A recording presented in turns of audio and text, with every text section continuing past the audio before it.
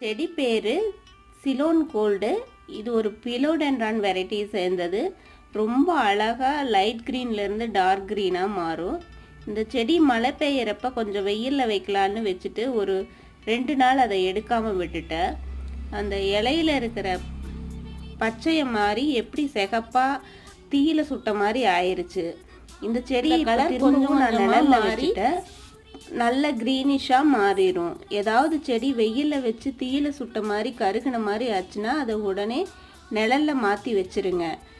ரொம்ப கருப்பாக மாறிடுச்சுன்னா அந்த கலர் மாறாது. இந்த மாதிரி ரெட்டிஸாக இருக்கிறப்ப நம்ம அந்த செடியை எடுத்து நிழலில் வச்சோம்னா கொஞ்சம் கொஞ்சமாக அந்த சிகப்பாக இருக்கிறது க்ரீனிஷாக மாறிடும்.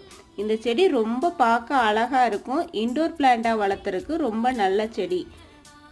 நம்ம ஊரில் இருக்கிற வெயிலுக்கு இந்த செடி நல்லாவே வளருது.